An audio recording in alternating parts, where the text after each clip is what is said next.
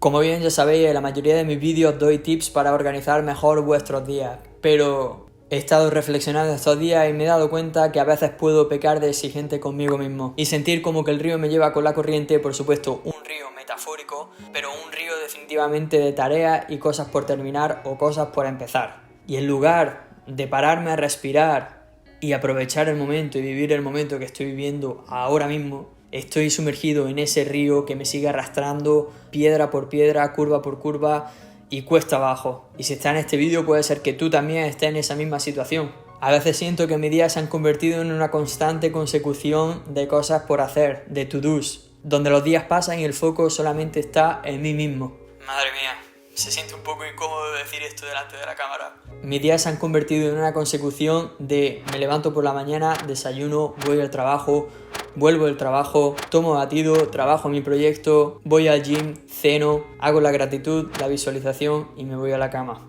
Al día siguiente me levanto, me cepillo los dientes, voy al trabajo, vuelvo, proyecto, gym, gratitud y cama. Al día siguiente igual, así consecutivamente. Con esto quiero decir que muchas veces me pongo objetivos que tengo que cumplir dentro de una semana y a consecuencia de ello también pongo cierta presión en mí y como consecuencia de ello también en mi entorno y por supuesto como predico con lo que aplico pues también pondré esa presión en ti de cierta forma y para nada es lo que intento hacer. Sin duda el punto de inflexión fue un día en el que yo iba camino al gimnasio, tuve una llamada con mi madre, como hago muchas veces, y la conversación se alargó debido a una discusión. El caso es que el tiempo pasaba y seguíamos estando en la discusión. Eran ya como las 6:30 y se supone que yo tendría que haber entrado al gym a las 6 según lo que decía mi agenda y el planning del día. Y eso me hacía ponerme un poquito inquieto, un poquito estresado. Quería entrar en el gym para empezar a entrenar y para luego tener tiempo de hacer la gratitud, de cenar y por supuesto de irme a acostarme temprano. Así que en cierto momento y en mitad de la discusión, cuando las cosas no se habían solucionado de la forma que yo pensaba que se iban a solucionar, tuve que decirle a mi madre: bueno mamá, te tengo que cortar que voy a entrar en el gym. Así que con los sentimientos a flor de piel y sin llegar a sentirme cómodo después de la conversación que había tenido, me fui a entrenar pese a todo.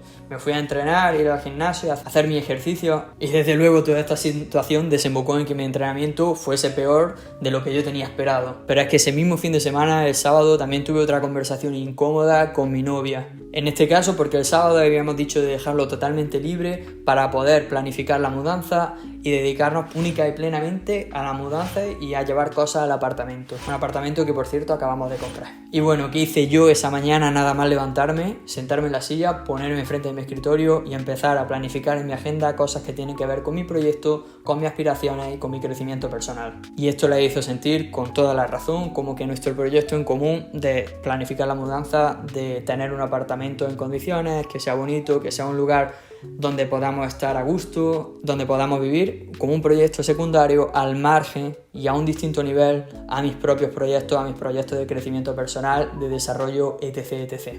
Así que tras una charla incómoda con Anka, decidí sentarme con ella y planificar nuestro día juntos para saber qué cosas nos satisfacían a ambos completamente. Por supuesto, llegó el día y al final del día pues no se pudo hacer todo.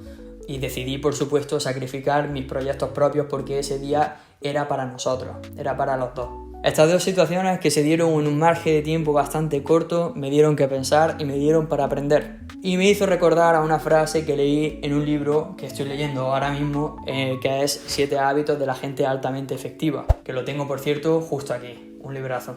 Y esa frase dice lo siguiente, lo leo en inglés, porque el libro está en inglés. Weekly organizing gives you the freedom and the flexibility to handle unanticipated events, to shift appointments if you need to savor relationships and interactions with others, to deeply enjoy spontaneous experiences, knowing that you have proactively organized your week to accomplish key goals in every area of your life. Que lo que viene diciendo es que si tú sabes priorizar las tareas que tienes que hacer dentro de la semana, te puedes permitir el lujo de dejar todos esos huecos libres que vas teniendo los días de la semana para dedicarlos a experiencias totalmente espontáneas que tienen que ver a un nivel más interpersonal, más de relaciones con tus seres queridos, con las personas que te rodean, con las personas que tú aprecias.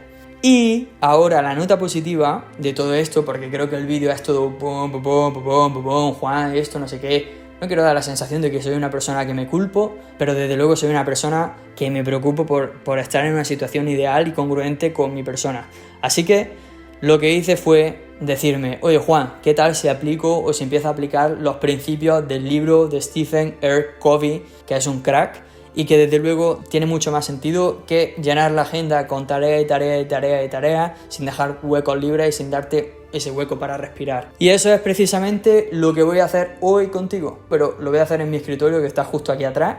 Y nos vamos a poner a ver las cosas que son importantes tener en cuenta para tener esa vida alineada, donde dejamos hueco para la espontaneidad y donde sabemos priorizar lo que queremos hacer dentro de la semana. Venga, sígueme y te lo explico. Bueno, de vuelta al escritorio, mi zona de confort, me encanta, así negrito, me flipa, muy cómodo, con mi tecito súper calentito, tafetén. Y aquí mi agenda con las cosas que tengo que hacer, con un planteamiento mucho más de Stephen R. Covey.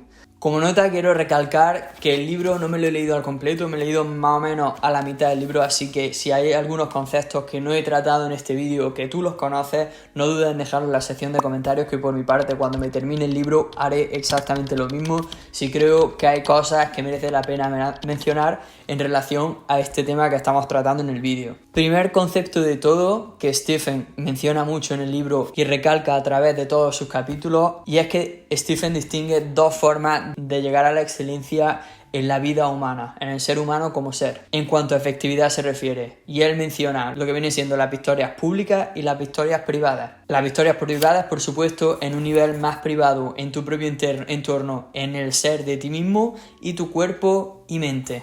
Y las victorias públicas se refieren en cuanto a relaciones interpersonales, efectividad a nivel de relaciones. En este vídeo en concreto me centro en el nivel privado, porque es justo en este nivel en el que se encuadra el capítulo del que vamos a hablar hoy, que es el tercer capítulo de Put First Things First, que significa básicamente que pongas lo primero. Dicho esto, pasemos brevemente por todos los capítulos que te van a ayudar a conseguir esa excelencia a nivel privado y por supuesto a planificar tu semana de una forma más efectiva. Por un lado, en el capítulo primero menciona que tienes que ser proactivo y responsable como fundamento y como base para alcanzar esa excelencia a nivel privado, es decir, que tienes que ser responsible.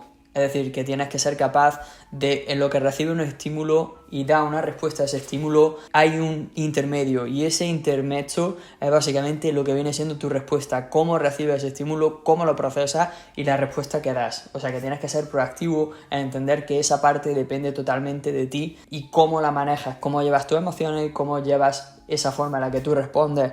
Por otro lado, en el capítulo 2 se hace mucho hincapié en que hagas una declaración de misión personal. Y como este es un concepto que se va a repetir mucho en lo que viene siendo el resto del vídeo, y para no repetirme tanto de decir siempre declaración de misión personal, lo voy a llamar DMS. Y esto, amigo, esto es tu constitución, los valores y los principios por los que te mueves, lo que tienes escrito sobre ti, que es lo que te va a fundamentar, en lo que tu vida y tus principios se van a basar. Y por supuesto tu toma de decisiones para que sean más congruentes contigo mismo. Y esto requiere fundamentalmente de que le des al coco, de que pienses en ti mismo, en cuáles son tus fuertes, que sepas cuál es tu concepto de ti mismo, tu identidad, es decir, que reflexiones. Como he dicho en muchísimos de mis vídeos, doy tips acerca de esto, así que te recomiendo que te pases por ellos para que tenga una ligera idea de qué reflexión me estoy refiriendo. Para ponerte un ejemplo de cómo tendría que verse un DMS, hay muchos más en el libro, pero el mío en concreto creo que te puede ayudar a sentar las bases de cómo tendría que ser el tuyo.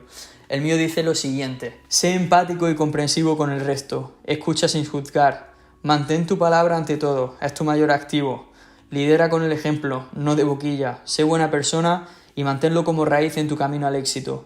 Actúa sin límites pero con consciencia, mantente positivo y estoico ante los vaivenes de la vida.